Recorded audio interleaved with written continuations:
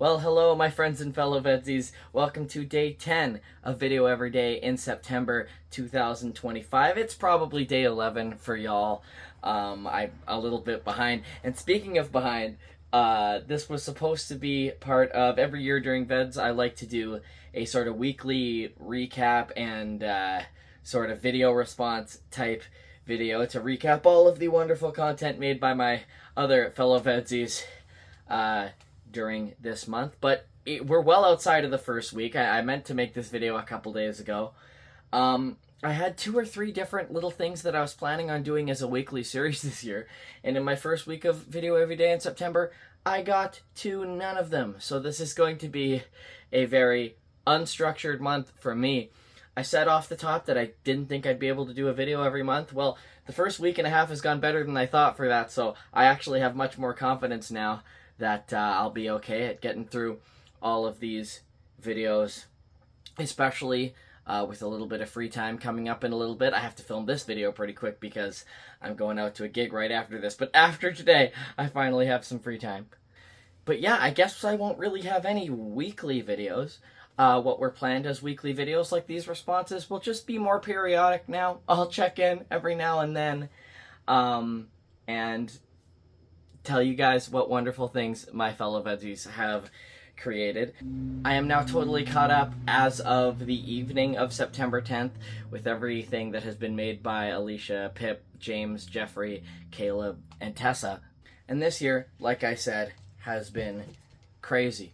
We're all seeming to one up what we were able to do in previous years. There's whole storylines, particularly with James and Jeffrey. You really got to go back through their channels to see the wealth of what they've done. And here's my annual once a year Video Every Day in September disclaimer that being caught up in everyone's videos, which is something I really like to do, it's something that I don't think I would be capable of if I ever had to do VEDS with Graham. I make some seriously long form content every now and then. I used to feel bad about how bad I was at editing and making things brief, but it seems on YouTube right now long form content really is in. I personally have been enjoying watching lots of half hour plus, even full length documentary type videos off of YouTube. I feel it's truly being used. I'm pointing at my TV, gesturing at, the YouTube over there. But I think a lot of people are, including myself, are using it as sort of another streaming service. When I'm looking to kill an hour or two, I don't just think of movies and TV shows too. There's such wonderful content on YouTube to go through. So to make a long story short, I used to worry about how way too long my videos were, and now I'm just leaning into it. If my vlog videos, especially my travel vlogs, wind up long, that's fine. People, like I said, I think that in terms of YouTube, attention spans have sort of increased and people are happier with the long form stuff, and I'm totally here for it. And I'm thrilled to see that James has made sure I'm not alone on my island of super long content, 10-minute plus sort of stuff. Yes, I did make a 47-minute long video. That will not be the norm. Like I said, my channel is not something I expect people to be caught up on. It's more of a thing where I just try to throw out enough stuff that there's something for everyone. Anyway, let's get on into it. I'll start with Alicia for no particular reason. I guess alphabetical, sure, why not? I love the visual spaces that you have created around your house. I've, of course, commented on them a number of times in person when I come and hang out. They make for really beautiful vlog backdrops, and I like what you were talking about, how it is constantly evolving. I'm referring, of course, to your collage wall.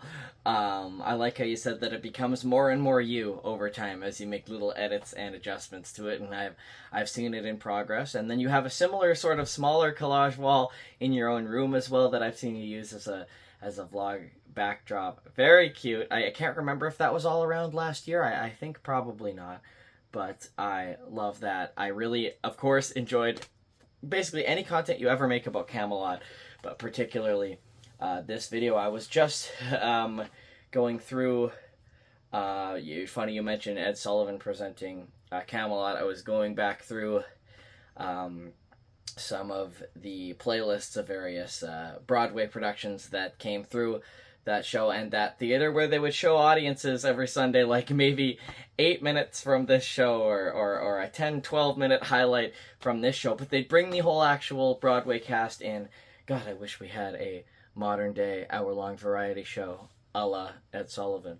But yes, it really, Camelot, the 1961 production, and then that cast album you were talking about, was certainly everywhere. You can still find that record in just about every bargain bin you ever go through, because everybody's parents in the 60s and 70s and throughout had a copy of that. I was also completely unaware of the connection between Camelot and JFK. I didn't know that one at all. I've heard you talk about Camelot a number of times, and yet I still learned a lot of new facts while watching that video. I love a good video essay, and there have been some really good ones this month. Jeffrey in particular, I'll get to this a little bit later in the video, but I really didn't realize just how many characters you had developed over your time in VEDS and on YouTube.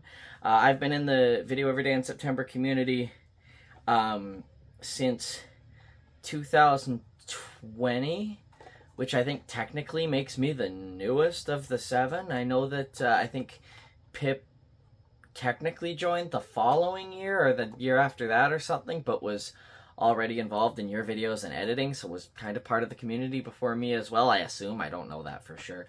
But there were characters that you referenced this year, not even reference characters, you had make triumphant returns to the shows that I had to go back through the archives and find the lore of those characters, but that's cool. You've created a whole, like, YouTube cinematic universe for that. It's amazing, and I'll get back to that. Yeah, I'm big on video essays in general right now, and another one of them that I really enjoyed was Caleb's Day 1 video on that time-lapse short film from the first decade of the 1900s. You know, I recently did a lot of research on that time period for no reason other than for fun. I made a video 1 or 2 VEDSies ago about the progresses in the progress in technology and the arts in the first decade of that century, which was, it truly felt like a decade of limitless possibilities, where, like I said, in the beginning of that decade, heavier than air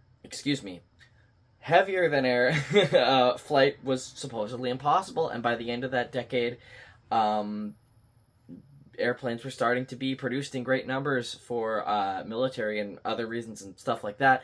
There were just so many things that were impossible in 1900 that were prevalent in 1909, and it seemed like the sky was the limit for that. See what I did there? But yes, I didn't know anything about that short film, but it shows a real crossroads in motion pictures, where when people first discovered that technology, of course, there was such a thrill to, we can document our lives to watch it back later. Exactly what we're all doing in VEDS, kind of. Whoa. And that was amazing for people, and yeah, eventually more creative types realized that you can bend reality too.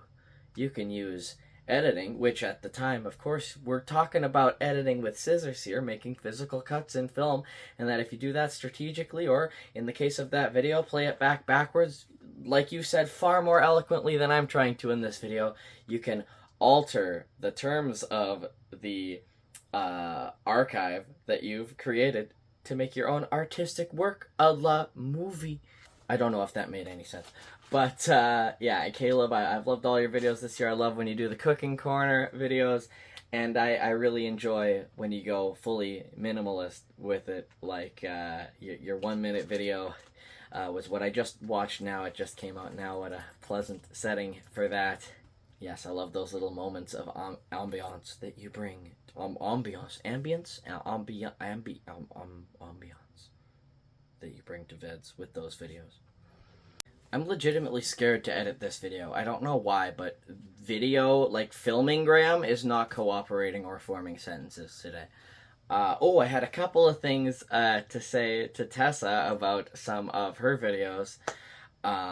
First of all, I thought of filming a little interlude where I do this today, but I just didn't have time to go out and do this. At some point in the next couple of days, I'd like to go and see how to get a library card again. I had a library card years ago Like, literally, I don't think I've used it since I was like 14 or 15. No, I went through a phase in my college years of trying to use it. I don't know. Maybe there's some crazy fines racked up. I have literally no idea. But yes, you gave us all a book recommendation, and I had already been thinking a lot about John Green's book on tuberculosis, which is full title. I can't remember right now. But I'd seen lots of reviews of that, and friends have told me about it, and I think my sister was telling me about it as well, that it's something I would really enjoy and like to read. And when you were starting to give reading recommendations, I was like, oh, I don't tend to read a lot of novels. I don't know what it is about me, but you picked something nonfiction. That's a very good choice for me, and I'm determined, maybe I'll film it for the vlog if I feel like, but in the next couple days, I'm determined to figure out the process of getting a library card, and if there aren't 571 holds on that book, I will try to take it out and give it a read, and maybe have a review by the end of the month or sometime next VEDS. I have no idea, but thank you for the recommendation. That's a good one that I had been thinking of reading again. And of course, I always have to comment anytime you talk theme parks, and especially try to come up with a potential themed land for a Disney park. I've been thinking about your London concept a lot. It is brilliant. Like you said, there's so many different IPs that can be brought into that concept in a really organic way without it feeling forced at all. I was trying to think of a themed land that I would want to bring into a park. I did mention a couple of VEDs ago that I would love to see Cusco-topia from Emperor's... I almost said the Emperor's New School. That was a show, but New Groove is what I meant to say. I've mentioned that, but you know what? I'll say right here, one theme park that I desperately wish existed, and that's RuneScape Wet and Wildy, the RuneScape-themed amusement park that was announced by Jagex as part of their 2010 April Fool's joke. I knew from the start that it was an April Fool's joke. I didn't get fooled by it at the time. I know that the concept of a RuneScape amusement park would have, shall I say, limited appeal. But look at this. They really did go through and create some, like, compelling ideas for themed attractions. I don't remember all of them right now, but I remember going down this list and being like, oh man, I do want a RuneScape theme park. It'll never happen, but I can dream. To Pip, on the first day of Video Every Day in September, when I saw your day one video and you explained your concept of doing a video every month throughout the year, I think I said out loud, you did it! Because we've all said something like that. We always say the ideal VED strategy that we all hope we're gonna do and always swear we're gonna do next year is like, we're gonna make 5 or 10 videos, we're gonna make 15 videos, I don't know, we're gonna plan them in advance so we have a nice upload schedule in September without physically having to film and edit and upload a video every single day. We all swear we're gonna do it. In July it sounds like a great idea. In August we forget about it. And I shouldn't say we. We've actually all done way better at being pre-planned for VEDS, and it seems we all have some stuff in the can pre-prepared for before September comes along, but your plan to work on it year-round has truly been the dream for all of us. And you did it. You made it happen. Those videos are going up. I've really enjoyed them. I've enjoyed that they've not been exactly linear. I like jumping around through different phases of what was going on in your year. I am particularly interested and curious about your theater job. I feel really bad asking this because I'm sure that you've covered this topic in a previous video or several previous videos, or I've asked this question directly before. If you've already answered this in detail, I'm sorry. But I was just really curious how you got into that job with the theater and what your title is. What do you have a different role for different shows that come through, or do you have a specific role within the theater that gives you... It seems like you're doing really, it seems like you get your hands on everything a little bit, that you're able to do different creative projects and behind the scenes work that I don't know. I'm sure sometimes feels less creative, but is still vital. Seems like you do a lot of different things, and I'm kind of, I don't want to say envious, but it sounds like an amazing opportunity. Back when I was in like high school / college, I forget exactly when, I volunteered with the local theater, the ACT Theater, Arts Club Theater in town. And it's nothing like what you're doing. I wasn't involved with any productions other than that I would just help in with whoever was loading in or out during the day, whatever production or show. Just doing whatever side task they needed a person to do that didn't require too much skill. It also allowed me to sit in like the sound booth and through some shows. I never ran sound for anybody at a theater level or anything. I did run the soundboard for a couple of I did run the lighting rig for a couple of really simple shows with simple cues. Anyway, that was a really fun time for me, and I really enjoyed watching you putting those props together and stuff. So yeah, I'm just curious how you got involved. I can't even remember what the theater's called right now, or whether you're with specific productions or what exactly it is. Again, I feel really bad because I'm sure. Basically, feel free to respond to that in the comments or something, or link me to the video in which you explained it already, because I have this nagging feeling that you've already explained this whole thing. I don't know. Anyone who's able to work in a creative field fascinates me, for sure. To James, I loved your, again, I've used this term so many times, but it is a video essay. I loved your longer form video on the comparing and contrasting the original producer's film and the play that became the, I think it was 2005 movie. I've only ever seen the 1967 movie, and I think I watched it too early in life. My parents, my dad particularly, really loves Mel Brooks movies.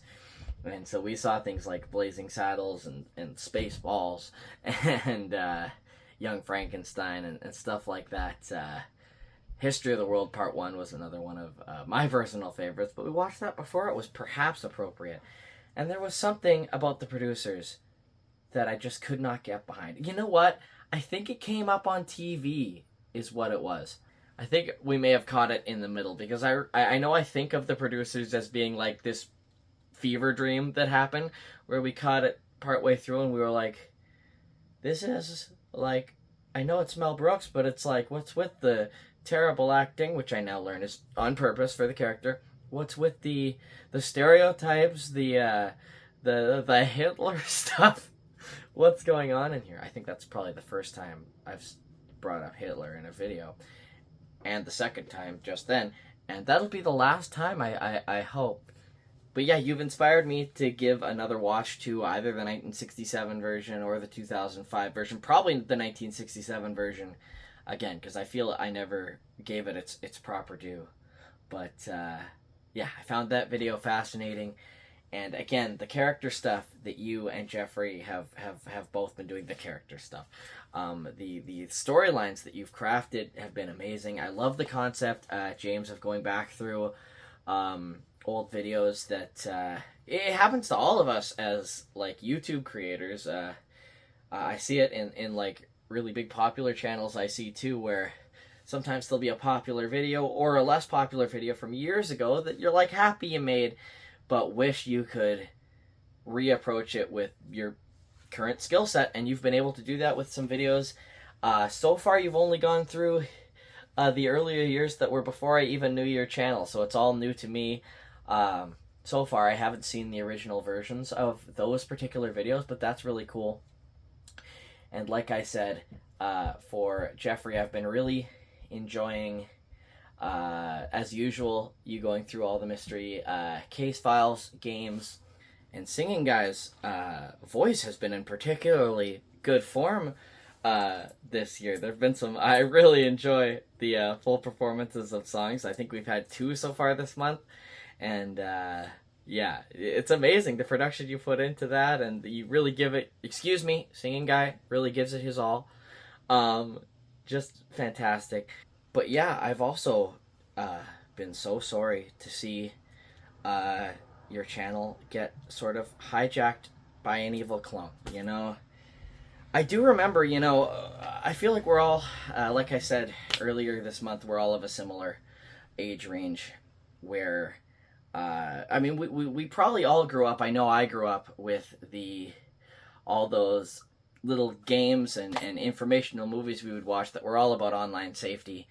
And I know it was tedious at the time, but now we've all got burned into our brain all the things we can do to protect our accounts and make sure we stay relatively anonymous and keep our stuff. But I didn't really realize there's such a big hole in all of that teaching they give all of us that really I don't think we were all properly educated on the real dangers of clones getting access to your YouTube channel and your information.